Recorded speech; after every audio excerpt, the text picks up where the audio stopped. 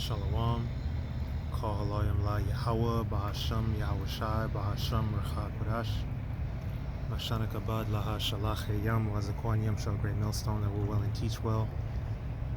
Shalom wa barakyam al habachayar. I don't want to we're a part of that number. This is your brother and fellow servant Ariyah from the GMS Orlando camp. I just want to make a lesson through the Spirit, just going into the kingdom. You know, what we have in store for us, what the Lord has promised unto us, you know, an everlasting salvation.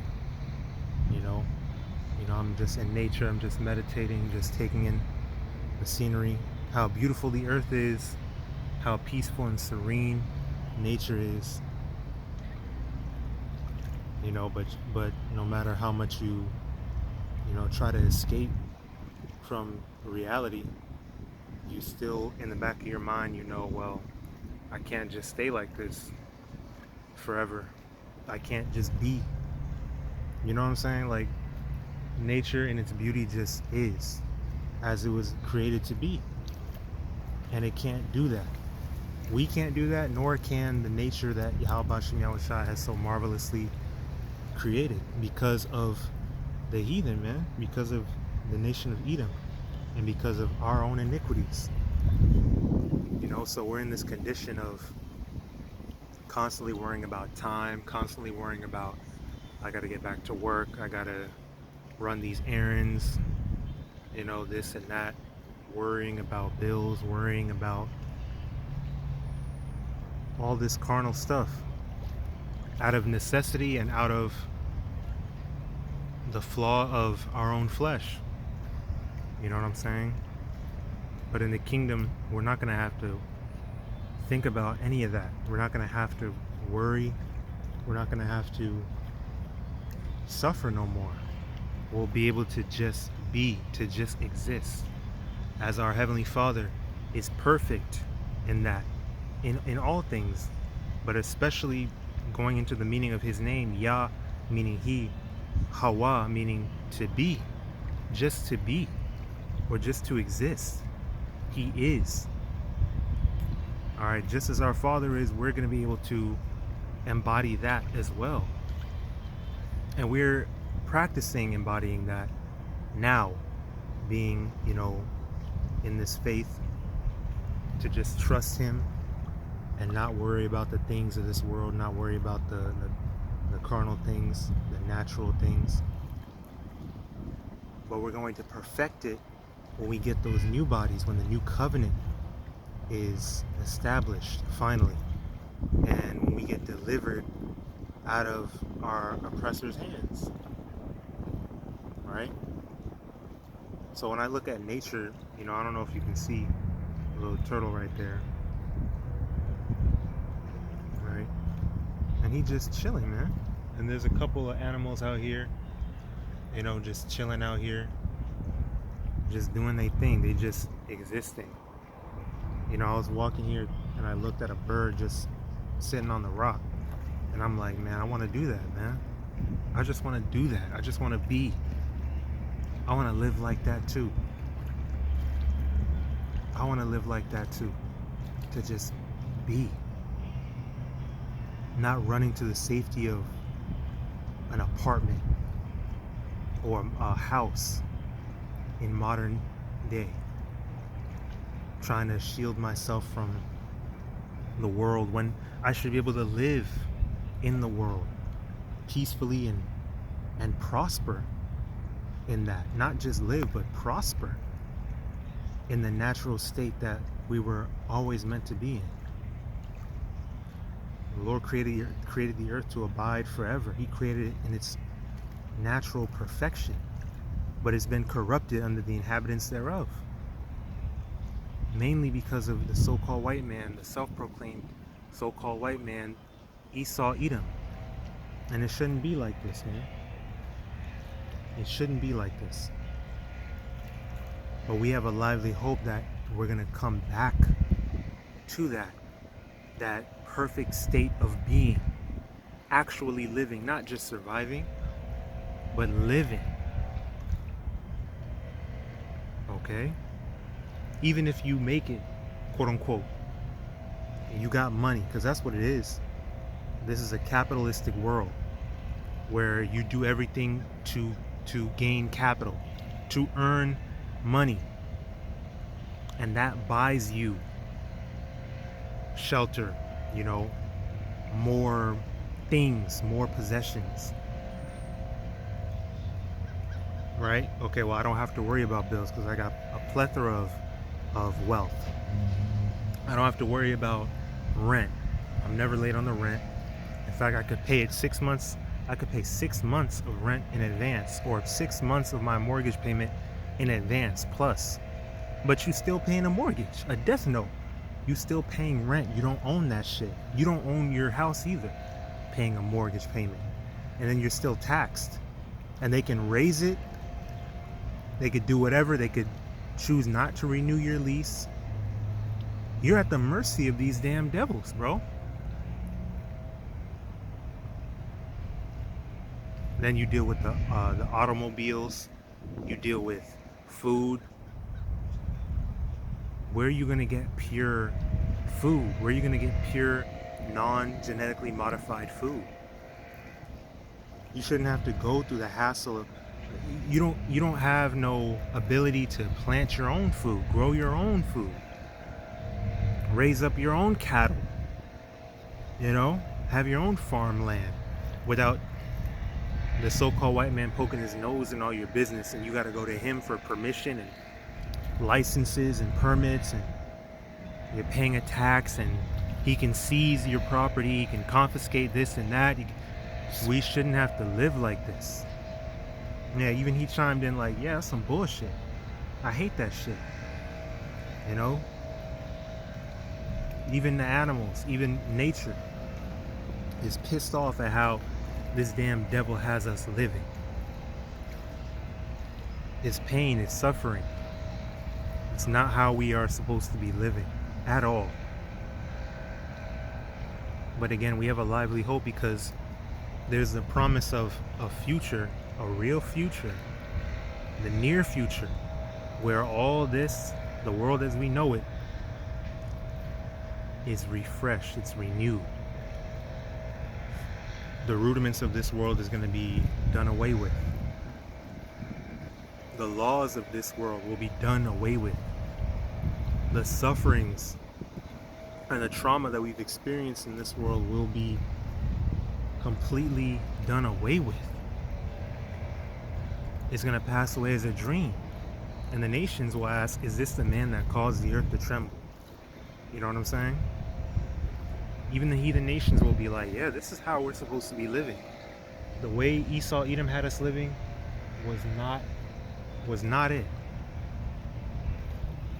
You know, we was drunk off that Babylonian wine, you know, to really just to cover our asses.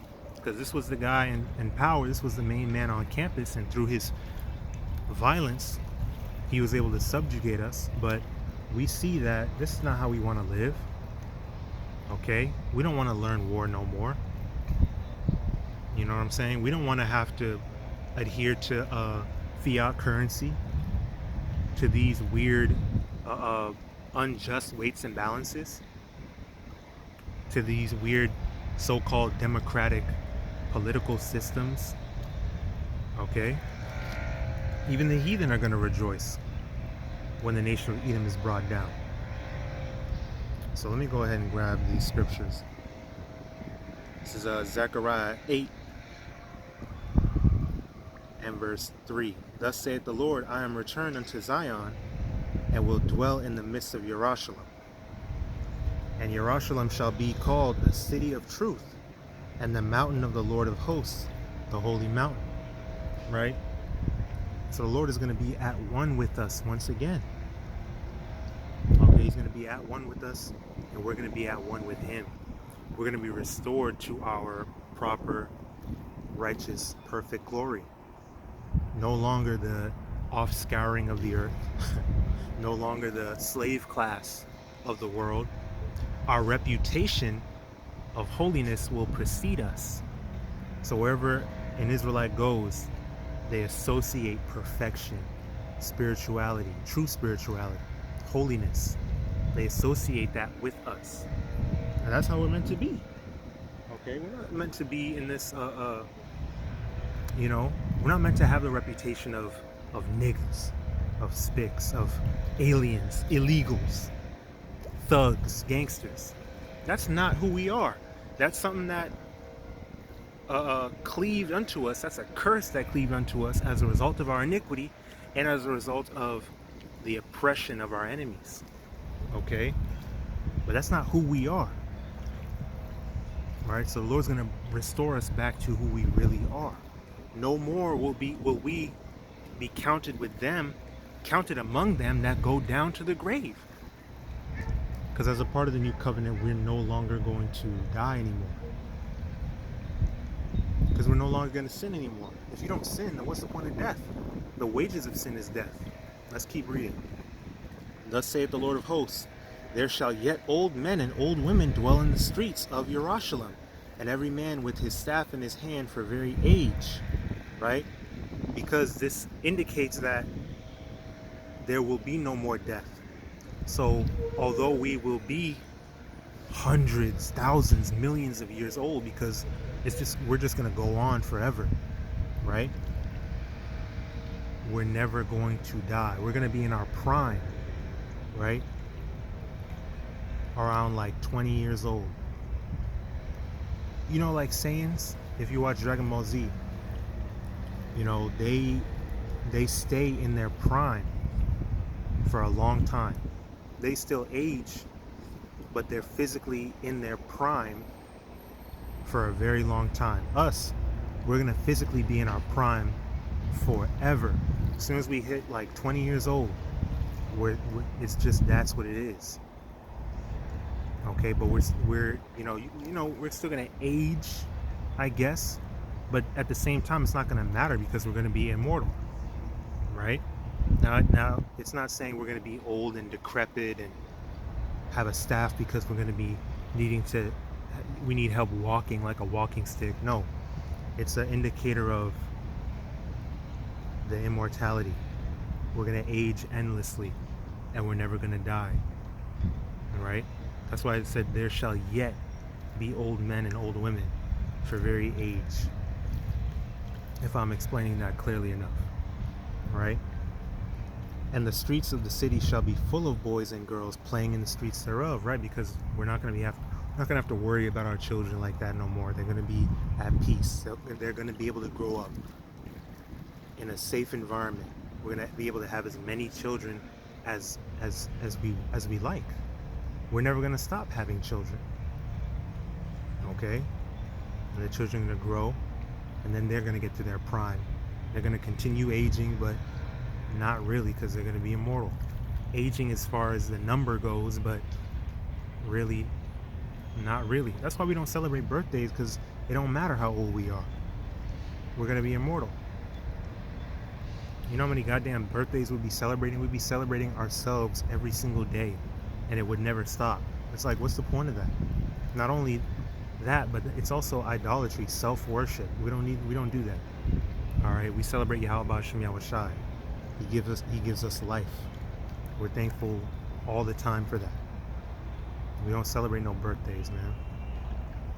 And then it says, thus saith the Lord of hosts, if it be marvelous in the eyes of the remnant of this people in these days, should it also be marvelous in mine eyes, saith the Lord of hosts? Right, it seems far-fetched to the average person, but is it really far-fetched? It seems impossible to the Lord, to us, but is it impossible? There's nothing impossible for the Lord. Thus saith the Lord of hosts, behold, I will save my people from the east country and from the west country, and I will bring them, and they shall dwell in the midst of Jerusalem, and they shall be my people, and I will be their power in truth and in righteousness. All right? And I'm running out of time on the thing. I forgot to delete some stuff. Salakia, let me read these real quick. Wisdom of Solomon 5 and 14. For the hope of the ungodly is like dust that is blown away with the wind, like a thin froth that is driven away with the storm, like as a smoke which is dispersed here and there with the tempest, and passeth away as the remembrance of a gust that tarrieth but a day. Remembrance of a guest that tarrieth but a day. but the righteous live forevermore. Their reward also is with the Lord, and the care of them is with the Most High. Therefore shall they receive a glorious kingdom, and a beautiful crown from the Lord's hand. For with his right hand shall he cover them, and with his arm shall he protect them.